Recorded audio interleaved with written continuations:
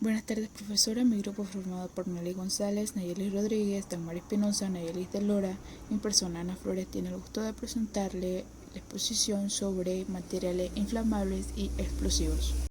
Los líquidos inflamables, como la gasolina, no son familiares a todos y tal vez el nuevo gerente de seguridad higiene piense que las normas aplicables son las más fáciles de aprender y aplicar.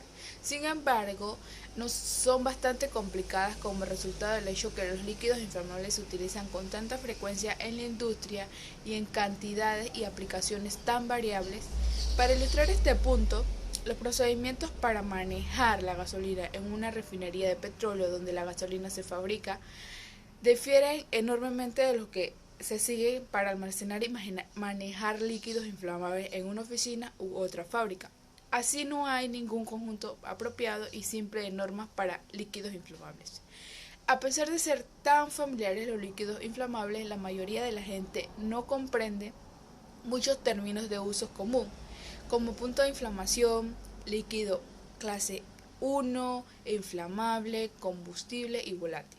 También hay muchas confusiones respecto a las fuentes de ignición de estos líquidos y las circunstancias bajo las cuales la gasolina, por ejemplo, se quema, explota o no se quema.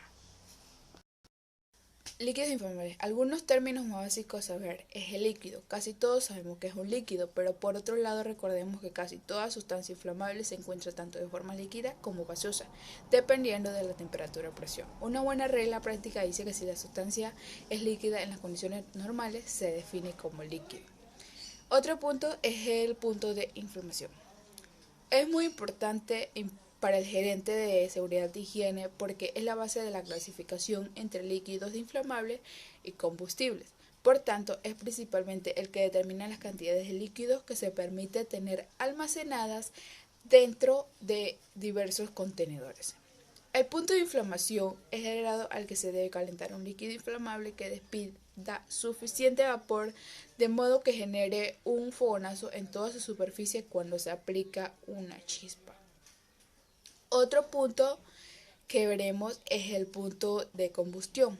El punto de combustión es de una mayor temperatura y es la temperatura en la cual el fuego se mantiene en la parte superior del líquido. Otro punto sería la volatilidad. Se refiere a que tan rápidamente se evapora un líquido está relacionado con el punto de ebullición. Líquidos inflamables. Líquido inflamable es una expresión equivalente a los líquidos de clase 1. Los líquidos combustibles es el término para líquidos clase 2 y clase 3. Uno de ellos es la gasolina, que es el líquido inflamable de mayor uso y en mayor cantidad. Mitos de la gasolina y otros líquidos inflamables. Que si se pone en contacto un cigarrillo encendido con la superficie de un contenedor de seguro se encenderá. Es imposible encender la superficie de un depósito de gasolina con un cigarrillo encendido. Como cualquier fuego común, hay 3 ingredientes para lograr la combustión: combustible, oxígeno y calor suficiente.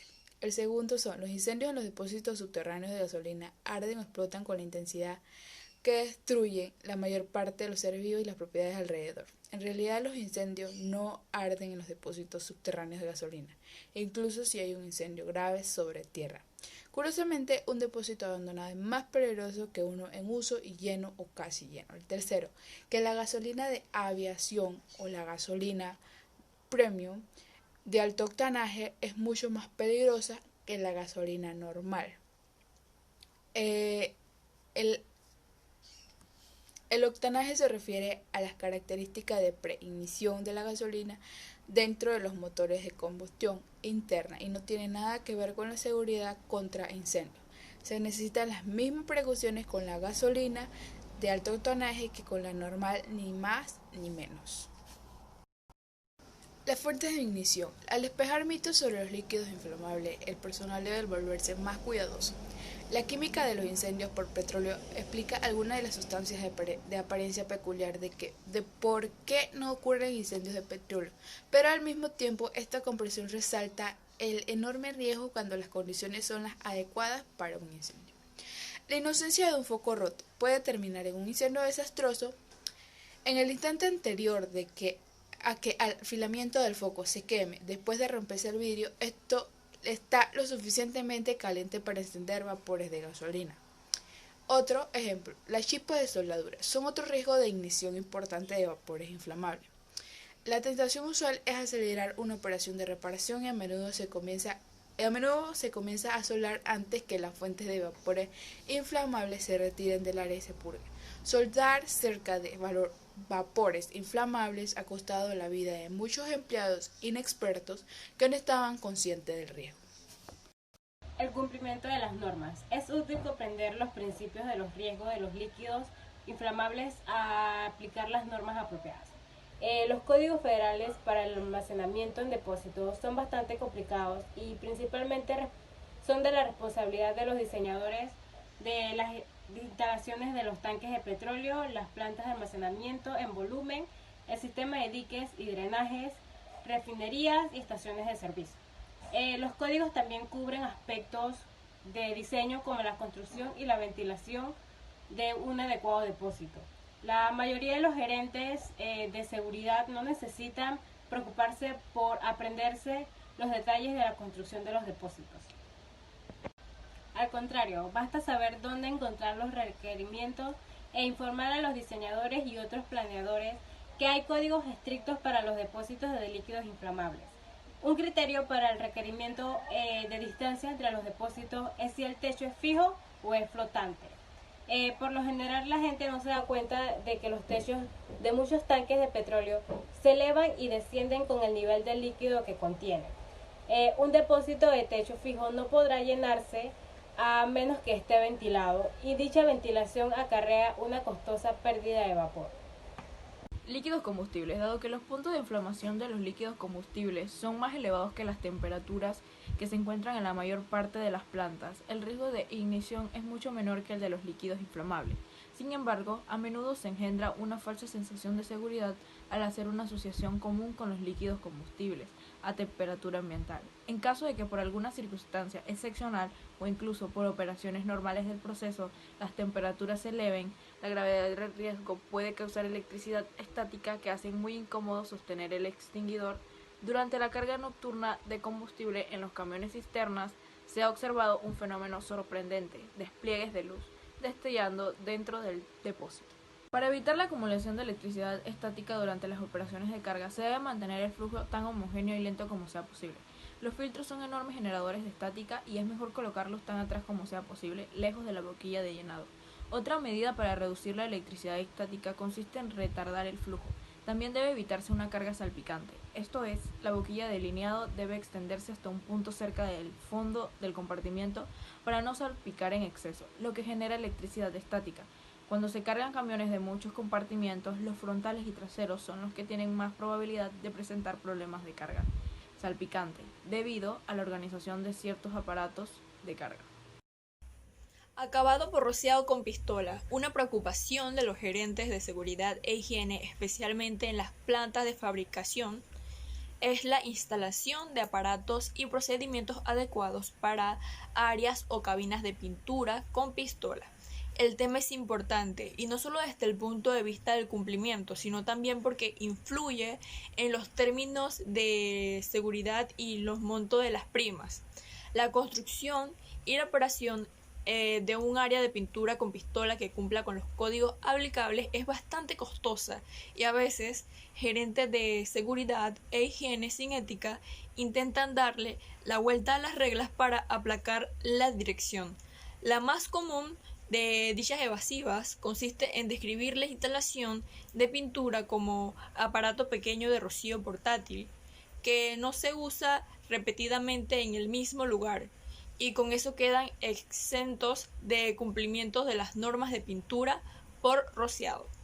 Pero si la pequeña instalación temporal se vuelve una instalación más o menos permanente, se convertirá en un riesgo de incendio continuo y más aún ni el supervisor de la compañía de seguros ni un inspector gubernamental experimentado serán egafiados por la instalación supuestamente temporal que se ha convertido en permanente, porque los residuos de la pintura que se acumula por todas las áreas en grandes cantidades cubas de inmersión. Las cubas de inmersión contienen a menudo materiales peligrosos y las normas federales tratan por separado. Sin embargo, se debe tener cuidado y se consultan las normas porque solo se aplica a aquellas que contienen líquidos inflamables y combustibles. Las cubas de inmersión de electrodepósitos que contienen ácidos peligrosos no están cubiertas por las normas a menos que el ácido sea inflamable o combustible. Las siguientes son los principales problemas de las cubas de inmersión: las instalaciones de extinción automática, letreros de no fumar, cubiertas de las cubas de inmersión. La falta de cubierta de las cubas de inmersión es una infracción más frecuente y uno de los problemas de las cubiertas es que deben mantenerse cerradas cuando las cubiertas no están en uso. Es poco razonable esperar que las cubiertas de las cubas de inmersión estén cerradas durante los periodos cortos sin uso, como los descansos para tomar cafés y otras interrupciones breves. No obstante, el lapso que dure medio turno debe considerarse periodo sin uso. Incluso se descubre que una cuba de inmersión ocisa mientras el personal y el superior están fuera del área sin uso. Son deseables que los depósitos de cierre automático para que se accione en el caso de incendio, pero no se requiere en concreto los dispositivos de cierre que deben ser activados y también se deben estar dispuestos para la operación manual. Explosivos. Todos saben que los explosivos son peligrosos y el público en general evita todo contacto con ellos. Solo el profesional bien capacitado sabe cuáles son los procedimientos seguros y qué hacer en cada situación. El conjunto de códigos que rigen a los explosivos conciernen casi en su totalidad al almacenamiento o a la construcción de los depósitos para almacenarlos. Igual que los líquidos inflamables, los explosivos se clasifican de acuerdo con el grado de riesgo. La clase A es la más peligrosa y la mayor parte de los materiales que la gente considera explosivos, como la nitroglicerina, la pólvora negra y la dinamita, pertenecen a esta categoría. Los explosivos clase B incluyen a los propulsores de las pólvoras para flash fotográfico y algunos fuegos artificiales especiales. Los explosivos clase C son artículos fabricados que contienen explosivos en cantidades restringidas. El gerente de seguridad e higiene debe estudiar las etiquetas del fabricante para determinar la clase de explosivo a la que cada artículo pertenece. Gas licuado de petróleo. El gas licuado de petróleo es un combustible de uso común, especialmente en áreas lejanas a la empresa de servicio de gas natural entubado. Todos los gases de petróleo pueden ser licuados si su temperatura se reduce 10 suficiente, pero el gas natural, que consta más que nada de metano, es muy difícil de licuar, aunque por 10 de más es menos costoso que el gas licuado de petróleo. Esta es una mezcla de propano y butano que se licúan con mayor facilidad que el metano y que pueden ser transportados de forma más compacta. La proporción de expansión es de aproximadamente 270. Esto es una unidad de líquido que se convierte en 270 de gas a temperatura y presión normales. La elección entre propano y butano es cuestión de clima y economía.